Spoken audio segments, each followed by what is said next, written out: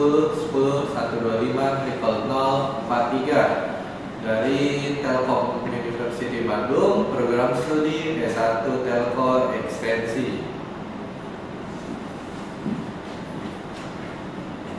Perkenalkan, nama saya Firjaya Fikri Istira dengan NIM 1010123003006 dari S1 Teknik Telekomunikasi. Perkenalkan, nama saya Siti Khaliza dengan NIM 101012330120 dari Prodi Teknik Telekomunikasi.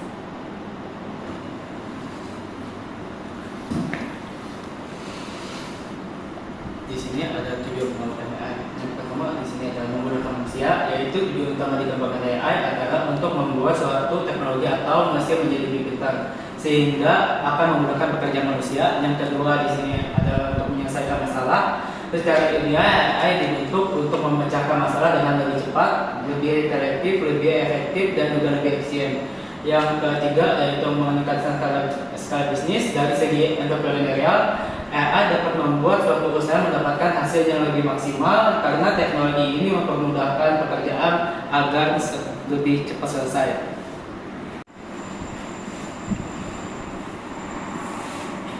Lah, tujuan dari AI kan untuk mempermudahkan masalah kan. Jadi untuk keuntungan dan kerugiannya apa tuh? Nah, keuntungan kerugiannya akan saya bahas di sini.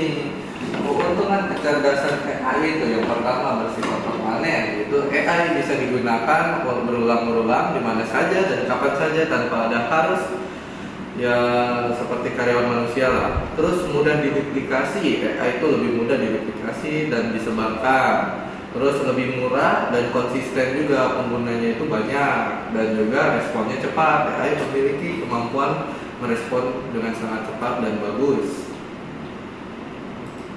Terus ada juga kerugiannya itu atau kelemahannya. Dia itu kurang kreatif karena yang dibikin tuh itu aja. Jadi emang udah berdasarkan sistem algoritmanya dia ya. Terus dia juga kaku, yaitu mungkin tidak menyesuaikan dengan bahasa yang seperti manusia lah. Jadi bahasa ini bisa juga kayak bahasa robot. Terus terbatas pemikirannya. Jadi dia tuh terbatas berdasarkan yang dia coding aja atau dia input gitu untuk kerugian.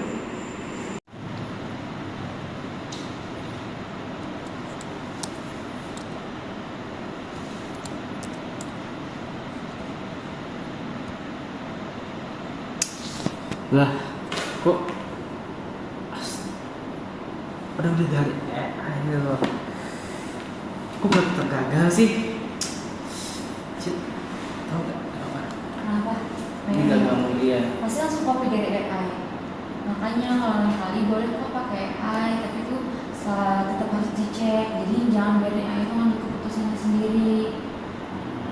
Tuh, jadi harus cek lagi. Merah kan hasilnya? Ya, merah semua tuh. Coba dicek dulu lagi. Ini error. Pasti ada yang typo.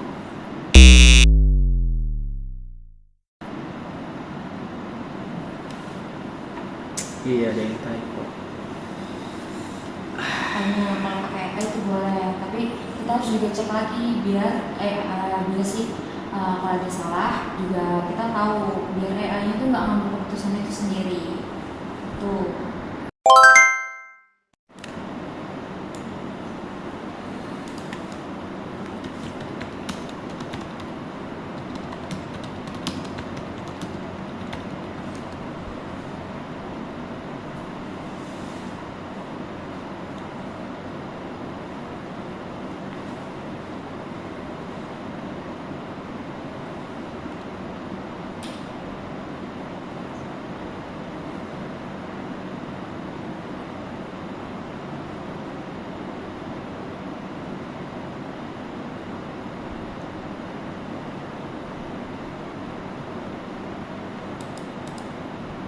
Wih, fotonya cantik banget nih. Ih, bagus banget. Foto siapa itu? Wah, ini kurang tahu sih, boleh dapat dari internet tadi. Lah, kok gitu? Gak boleh dong. Itu ada namanya etika AI. Kalau pakai foto orang, itu harus izin dulu. Jangan ngambil dari sembarangan. Oh, Kamu kayak nyalain gitu. etika AI kalau itu. aku ada tugas nih buat bikin poster kampus. Kira-kira boleh nggak minjem foto kamu? Poster apa? Poster promosi kampus sih, dari kampus ada tugas gitu. Oh, boleh kok. Tapi jangan dibuat macam-macam ya. Oke, nanti ini kamu lihat dulu ya. Aku pengen coba bikin poster kampus.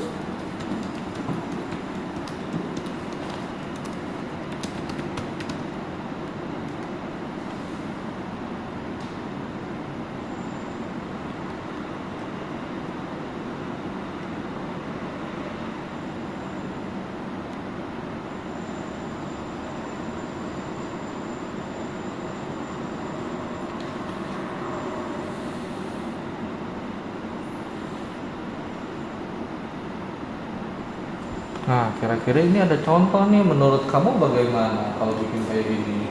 Buat Kayak promosi. aman sih menurut aku kalau foto dipakai buat promosi kampus nggak apa. Tapi ingat ya jangan dibuat macam-macam fotonya. Pasti sih akan aku selalu jaga dan juga sesuaikan dengan penggunaan AI juga. Harus izin dulu kita. Oke, aman Pak kan?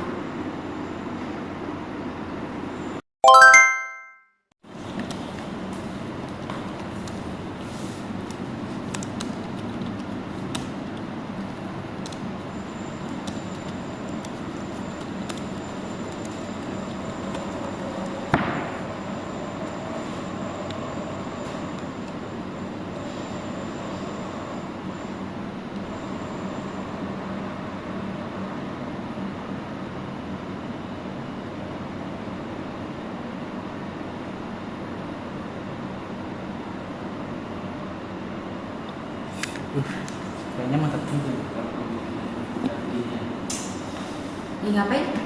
Ini mau dicari ide gitu buat nanti ke artis gitu kan, buat jadi artis kampung kan, biar trending. Bikin skandal. Lo bikin hoax. Gimana lagi? Biar trending lah.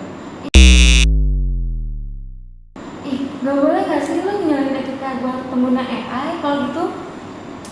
Itu tuh bikin merugikan orang lain. Seharusnya AI itu dipakai buat ngebantu orang lain, bukan buat merugikan orang lain. Gimana sih? Janganlah. Terus lu ngapain? Ya udah, ya lu bikin misalkan AI lu pakai buat tujuan yang lebih baik, bukan buat merugikan orang lain. Juga sih. Jadi jangan pakai AI itu buat merugikan orang lain. Harusnya AI itu dipakai buat ngebantu orang lain ataupun ngebantu diri lo. Oke, dari kesimpulan video yang tadi kita sudah sampaikan, ada beberapa etik kode untuk penggunaan AI. Yang pertama itu adalah tidak merugikan atau do no harm. AI ini harus dirancang sebagai mitra untuk meningkatkan kapasitas manusia, bukan untuk merugikan orang lain, baik itu secara fisik ataupun secara mental. Jadi jangan menggunakan AI sebagai untuk merugikan orang lain.